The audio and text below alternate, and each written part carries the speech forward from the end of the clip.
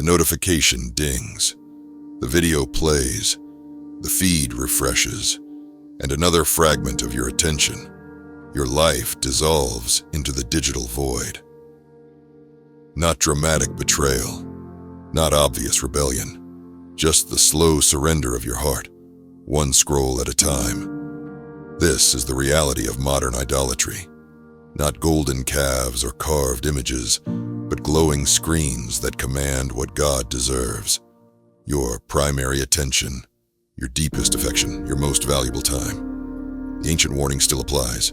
Dear children, keep yourselves from idols. Jesus diagnosed this condition precisely. No one can serve two masters. Not should not, but cannot. Divided devotion isn't just unwise, it's impossible. Your heart will ultimately follow what captures your consistent attention. The question isn't whether you have idols, but which ones currently occupy God's rightful place in your life. The cost of this division is far greater than wasted hours. It's fragmented focus that prevents meaningful work. Shallow thinking that blocks spiritual depth. Constant distraction that destroys intimate relationships. Perpetual consumption that eliminates creation. Digital devotion that diminishes divine connection. Their idols are silver and gold, made by human hands, wrote the psalmist. Those who make them will be like them, and so will all who trust in them. This remains the unchanging principle. You become like what you worship. Worship digital fragments, become increasingly fragmented. Worship endless consumption, become constantly consuming rather than meaningfully contributing. So how do you break free from these modern idols? First, name them specifically. Israel's prophets identified exactly which false gods had captured the people's devotion. What digital idols dominate your life? Social media seeking validation, news feeds fueling outrage, entertainment platforms promising escape, gaming offering achievement, shopping providing temporary satisfaction. The unnamed idol retains its power.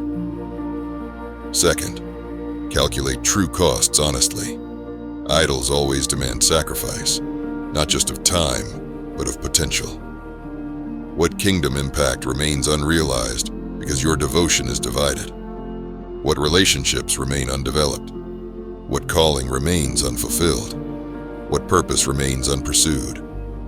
As Jesus asked, what good is it for someone to gain the whole world, yet forfeit their soul? Third, implement circuit breakers strategically. When King Josiah discovered Israel's idolatry, he didn't moderate, he demolished. Hezekiah didn't regulate the bronze serpent, he destroyed it.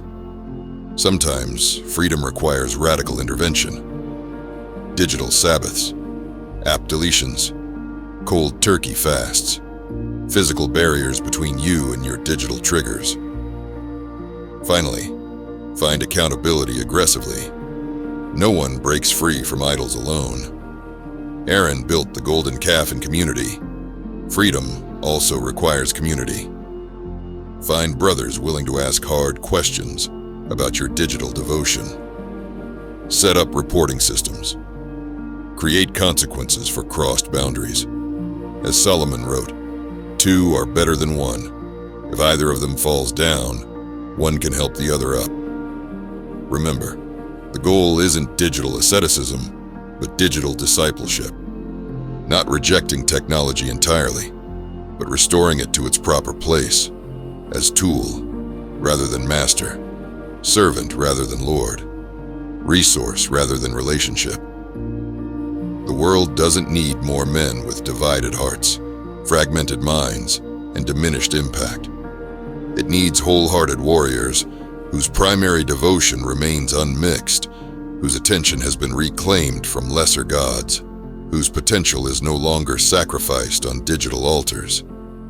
Your freedom from these idols won't just change your screen time. It will transform your character, restore your relationships, revitalize your purpose, return your heart to undivided devotion to the only one worthy of absolute allegiance. Break the chains, smash the idols, reclaim your heart, because a man with undivided devotion becomes unstoppable in fulfilling his God-given calling.